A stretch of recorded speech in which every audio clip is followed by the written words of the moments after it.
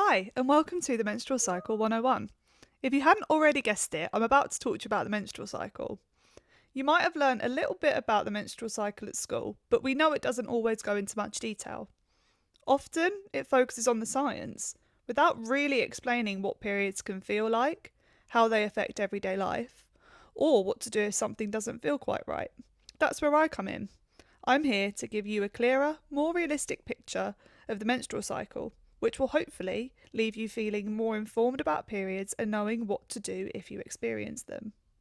The reason we call it the menstrual cycle is because there are four main stages that repeat themselves continuously during a female's reproductive lifespan until they begin menopause.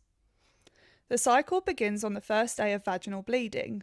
This is called the menstrual phase, and it's what most people think of as having a period. During this stage, the lining of the uterus, which built up in the previous cycle, is no longer needed, so it sheds and exits the body via the vaginal canal as menstrual fluid, and that's what you see as blood. This part of the cycle usually lasts between 3 and 7 days, but everyone's body is different, and variation in length can be completely normal. During this time, someone might notice symptoms like cramping, bloating, tiredness, and breast tenderness. These symptoms are the body's response to changes in hormone levels, and, while uncomfortable, they shouldn't impact day-to-day activities. Next is the follicular phase. This phase actually overlaps with your period, but continues after the bleeding ends and lasts until ovulation happens. During this stage, the brain releases a hormone called follicular stimulating hormone, or FSH for short, which tells the ovaries to start growing follicles. Inside each follicle is an immature egg, and usually the strongest follicle is the one that matures an egg that can be released during that cycle. Whilst this is happening, the body is also producing more estrogen, which stimulates the build-up of a new uterine lining ready for a possible pregnancy later in the cycle. After this comes ovulation, and ovulation is when the body releases the mature egg from the ovary where it developed. This usually happens around halfway through the cycle, and once released, the egg lives for about 12 to 24 hours and travels towards the uterus. If it meets sperm during this time, a pregnancy could begin. It's really important to remember that sperm can survive inside the reproductive tract for up to 5 days. This means the fertile window, when someone can get pregnant, includes the 5 days before ovulation as well as the day of ovulation itself. Because of this, it's important to avoid unprotected sex during this window if you do not want to become pregnant. If pregnancy doesn't occur, the cycle continues into the final stage. The final stage is the luteal phase. This begins after ovulation and lasts until the first day of menstrual bleeding, which marks the start of the next cycle. During this phase, the body produces more of the hormone progesterone to keep the uterine lining thick in case a pregnancy begins. Essentially, the body is waiting to see whether the released egg has been fertilised, and if this doesn't happen and pregnancy doesn't begin, hormone levels will drop, the uterine lining begins to break down, and the menstrual phase begins. Now that we've talked about how the cycle works, it's important to talk about how it can vary. The length of a menstrual cycle differs from person to person, and in young people, cycles can range from 21 to 45 days in length, as it can take a few years for cycles to become more regular. However, in adults, cycles are usually between 21 and 35 days, and while some variation in the length of your own cycle is normal, typically within a 2 to 5 day range, variation of more than 7 to 9 days between cycles is considered irregular. You might be wondering why cycles change like this, and honestly, there are a lot of reasons. Stress from school or work, changes in sleep, travelling, starting or stopping hormonal birth control, and weight changes or intense exercise can all impact the menstrual cycle. Because the cycle is controlled by hormones, changes can also happen due to shifts in hormone levels.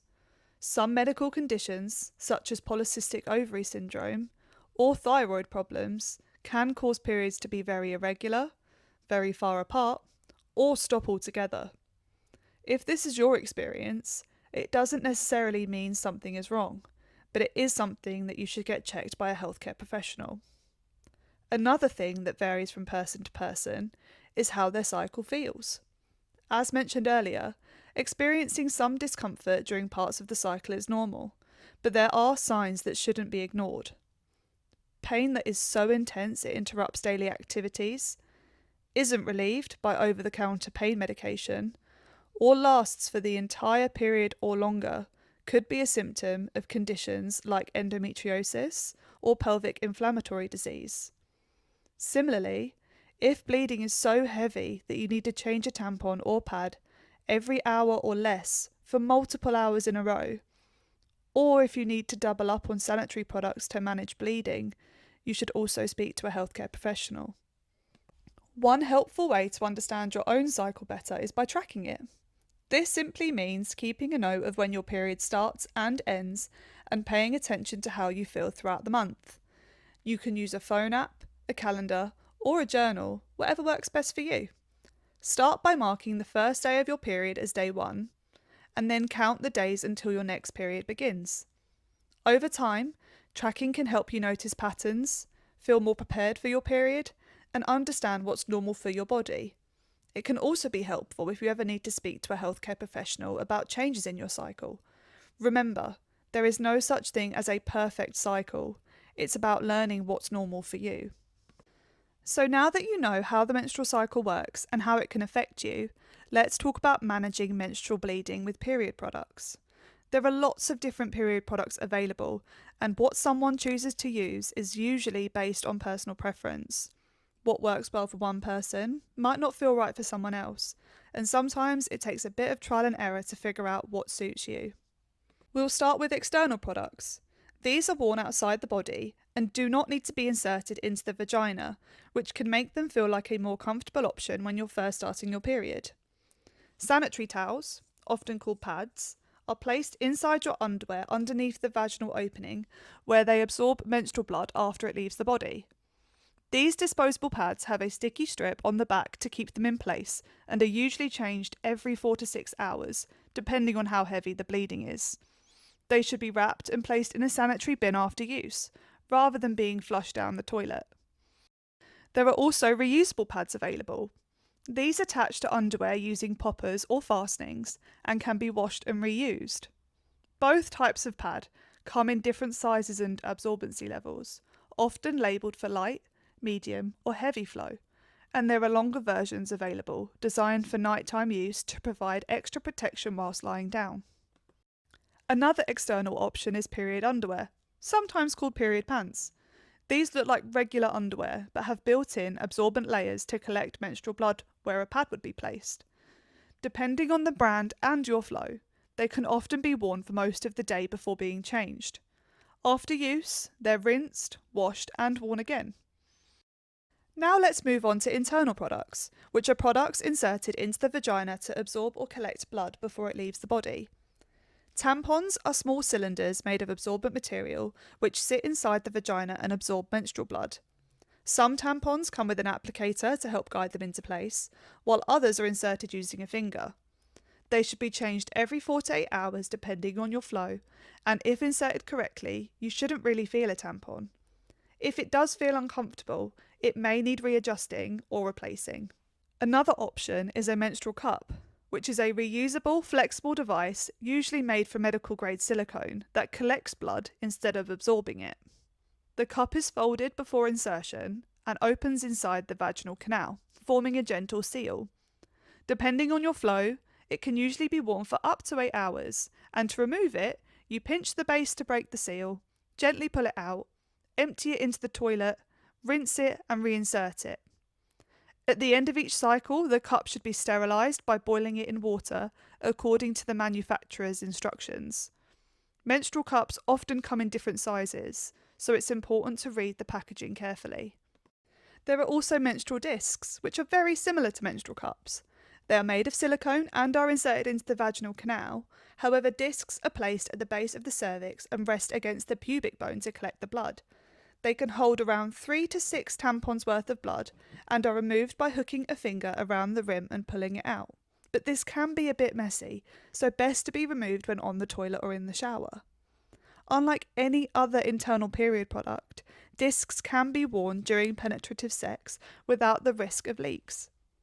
Remember, if you're using any internal period product, they shouldn't be left in for longer than 8 hours. This helps reduce the risk of a rare but serious condition called toxic shock syndrome. Whilst it's uncommon, it's important to follow product guidance and seek medical help if someone feels suddenly very unwell whilst using an internal period product. Choosing a period product is about comfort, practicality, and what works best for your body and your routine, so don't worry if you don't like the first type you try. When it comes to managing symptoms such as physical discomfort, small things can make a big difference. Using a heat pack or hot water bottle on your lower tummy or back can help ease cramps, and gentle movement like stretching or going for a short walk can actually reduce discomfort. Drinking water and eating regular meals can also help maintain energy levels and reduce symptoms like headaches or bloating. When it comes to pain, some people find relief with medications like paracetamol or ibuprofen, while others prefer things like warm showers, massage, or simply resting when possible. Keeping track of symptoms over time can also be helpful, as it allows you to plan ahead and give yourself extra support on more difficult days. Periods don't just affect the body, they affect emotions too. You might notice changes in mood, motivation, or focus, and that's completely normal. Giving yourself permission to slow down, lower expectations, or take breaks can really help. Simple breathing exercises, spending some quiet time, or talking things through with someone you trust can also make emotional changes feel more manageable. Day-to-day comfort matters as well. Wearing comfortable clothing, having menstrual products on hand, and planning your day with some flexibility can reduce stress and help you feel more at ease. Most importantly, listen to your body. Menstrual care is personal, and even small supportive choices can help you feel more comfortable and able to get on with your day. So hopefully, now the menstrual cycle feels a little less confusing and a bit more manageable. Remember, everyone's experience is different, and that's completely normal. Knowing what's happening in your body can help you feel more prepared and confident. And if something doesn't feel right, it's always okay to ask questions or reach out for support through your GP surgery.